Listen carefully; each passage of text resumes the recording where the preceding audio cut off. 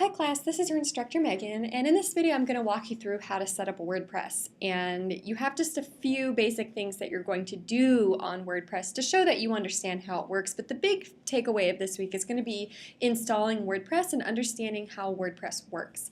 So there's a few steps we need to take. First, we need to download WordPress, then we need to buy hosting and a domain, then we need to log in to that hosting through FTP. We're going to place WordPress on our server through that FTP connection. Then we're going to log into our cPanel, which is something you guys haven't really seen yet. You saw it when I looked at SQL databases. We're going to create a SQL database, and then we're going to connect that WordPress installation on our server with the SQL database that we just made. So I'm going to set this over here to the side, and we will refer to that every now and then. The first thing to do is download WordPress. So you're going to go to wordpress.org/download, or you can just go to wordpress.org and click Download WordPress in the corner. And it's going to bring you to this page. You're going to click Download WordPress 4.1. I've already downloaded it. It's right here. So I'm going to drag and drop it to the desktop and just keep it over here on the desktop. There it is, while I continue working. So I've got WordPress on my desktop. That takes care of this first step.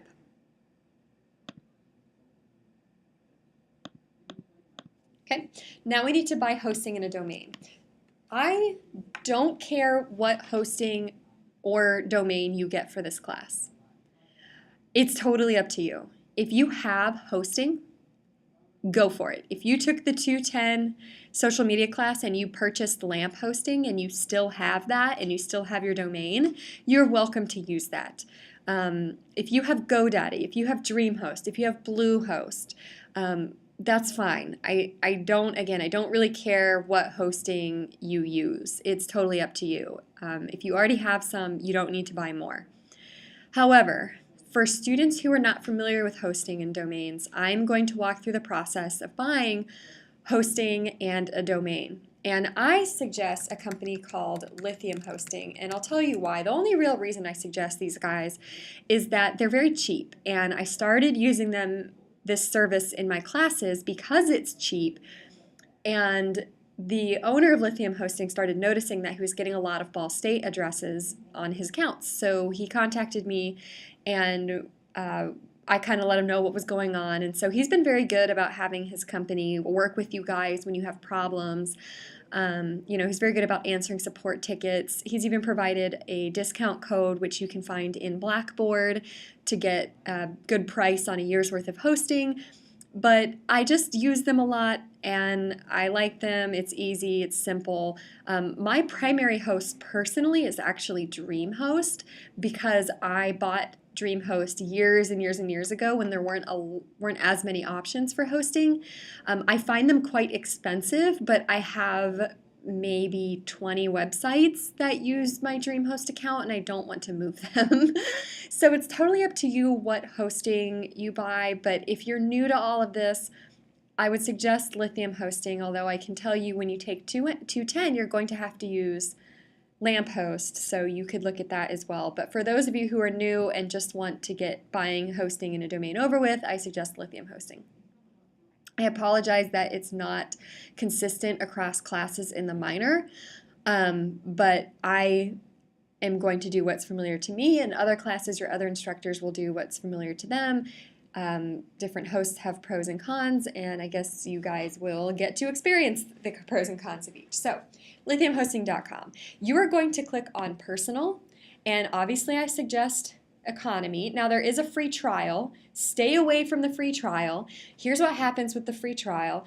It takes about a day for the free trial to be approved. So you come in, you sign up, you think you have a website, and you really don't have it. And then after 30 days, you need to go in and actually pay for your account, and most students I have found forget to do so. And their website crashes, they have no website anymore. It's a huge pain in their butt to get the website back up and running. A lot of times they lose information because they have not kept track of how long it's been since they got the free trial. Look, you're going to have to buy hosting. Stay away from the free trial. Just accept that you have to buy the hosting and domain. So we're going to do the economy plan. You only get 2 gigs of storage and 50 gigs of bandwidth per month, but for the small kinds of sites you're making in this minor, that's totally appropriate. If you wanted to turn that website into a larger website with more space later, you can do that. So we're going to click order now, and I'm going to register. I'm running out of domain names that I actually want, so I'll probably have to buy something I don't really want, mcnames3.com. I already own 1 and 2. I'm going to check availability and see that it is in fact available. So I'm going to click to continue. And now I'm going to choose my billing. I'm just going to do 1 month because I don't really want this domain. I just need to show you guys how to do it. First available server is fine. This is just asking the server farm that your files are on. They're going to be in Europe or USA. I don't really care. Click checkout, and now here's an interesting page. You can see that mcnames3.com 1 year has hosting. Excellent. That means that the domain name is automatically going to be connected to my hosting account. I don't have to fiddle with settings or anything. And I'm going to register the domain for 1 year, but my hosting is only for a month. And here's an add-on, ID protection. So let me show you a site called whois.com. This is a site where you can look up domain registrations. So when you buy a domain, what you're actually doing is you're paying to register it in your name for a year. So if I go to Mega McNames, if I look at megamcnames.com and I click Whois, you can see information about me. But I have privacy protection. So you can see that I use DreamHost for this particular domain, and instead of my name appearing, it says private registrant. Instead of organization, it says DreamHost customer. Instead of street, it says someone else's address, I guess DreamHost's address. So privacy protection just means that my information is not going to appear here in the directory of domain registrations. And the reason you don't want that could be because sometimes people will send spam emails and things like that to the information listed here.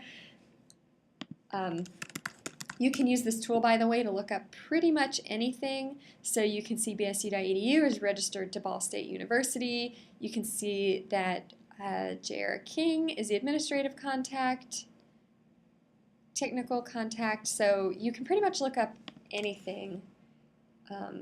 We could even look up ship your enemies glitter.com. Hope I spelled that right. Yep. And you can see that they actually have privacy protection as well. So you can see who owns websites through this service. I'm not going to get ID protection because I don't care. It's not worth $3 to me. Okay, so I have economy hosting, I have my domain, and so my total due today is $16.90. I'm going to go ahead and fill in this information.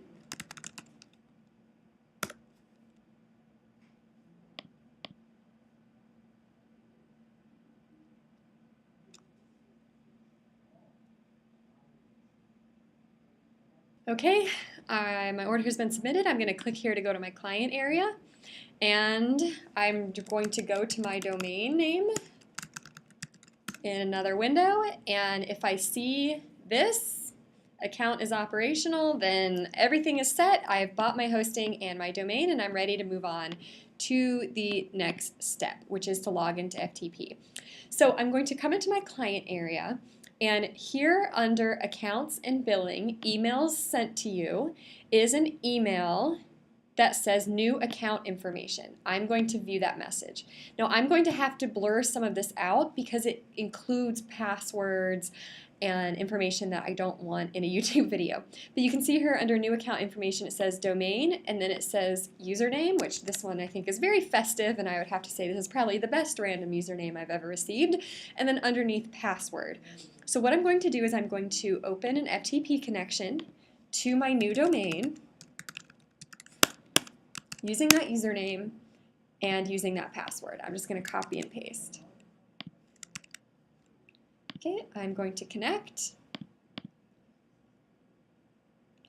And this is what I see. I'm going to click public HTML. I'm going to get rid of that lithium.php by dragging it to the trash.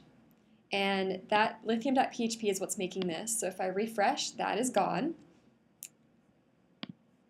And now I'm going to double click my WordPress download so that I can open it. It's a zipped file. I don't want to put a zipped file in here. What I want is, this over a little bit, a folder, which is now appearing down here. So I'm going to double click it to open it. I'm going to select all of these files and I'm going to drag them into my FTP client so I can upload them to my server. This will take various amounts of time depending on your hosting company and your internet connection. You can see mine is saying it's going to take about 20 minutes, but I bet that it will take about 8 to 10 minutes with my high-speed internet.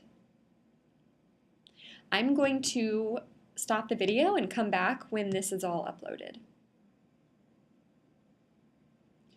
Okay, my transfer of WordPress to my mcnames3.com public HTML folder is almost finished. There it is. And so now WordPress appears here in my public HTML folder. So if I go to my site, I refresh and I have WordPress, right?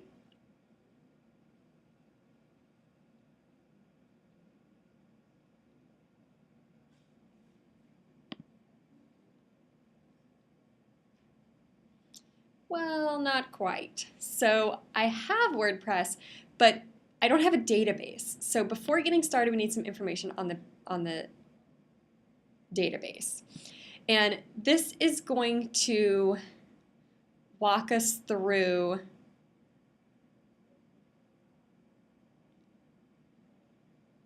getting this by asking us questions about it.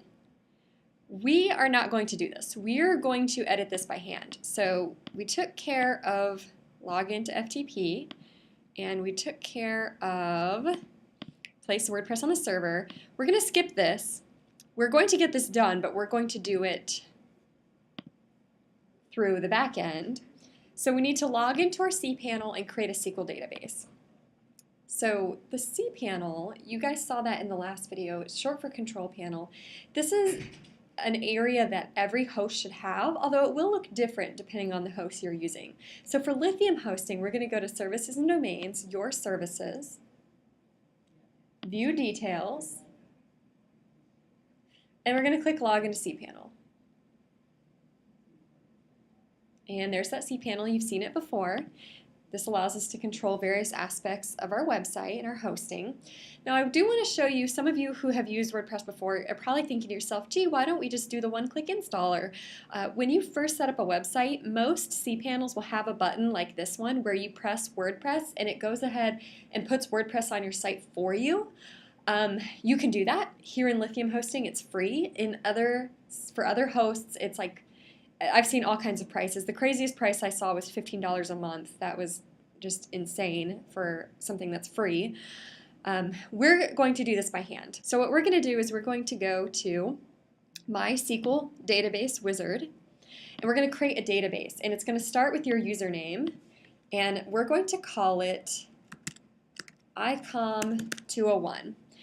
And I want all of you to name yours ICOM201 because you're going to turn in a screenshot of this database information to prove to me that you put WordPress on the self-install way, the way that we're doing, and not through the easy one-click button.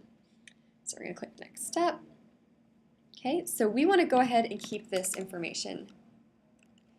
Name was my kooky username underscore ICOM201.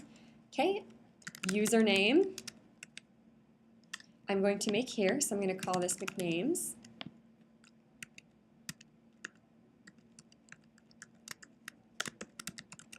And password, and I'm just going to make it password, and don't do that. I'm just making mine password because I'm going to have to change it after this video, so I might as well make it easy. Oh, you know what? It won't let me make it password. Let's make it ICOM201 WordPress toot.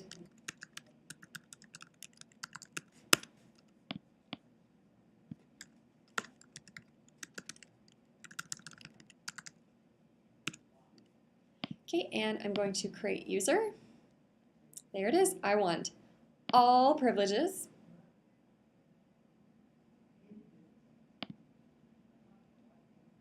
Okay, so that's my database. Easy breezy, right? Now I'm going to come into my FTP client. I'm going to right-click on this config sample file, wp-config sample. I'm going to edit it with Text Wrangler, and I'm just going to fill in that information I just wrote down. So let's get these two things side by side. So my database name is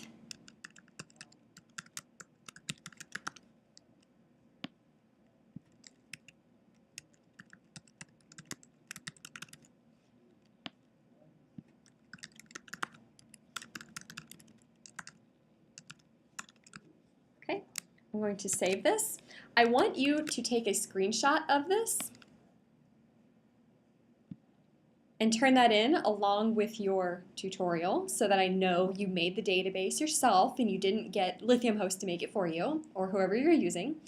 So I'm going to save this, and now I just need to change the name so it no longer says sample. I do want to move it. And now when I refresh, when I go to mcnames3.com, I will choose English and I can set up my site. So site title, names.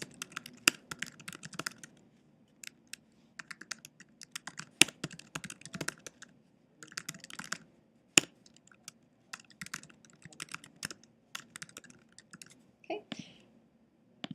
We've already installed WordPress, but by clicking install, it's going to get our username and everything set up. So I now have WordPress, and if I go to names3.com, you'll see my basic WordPress installation, which I can now begin to edit. That's everything. Have questions? Use the Google group.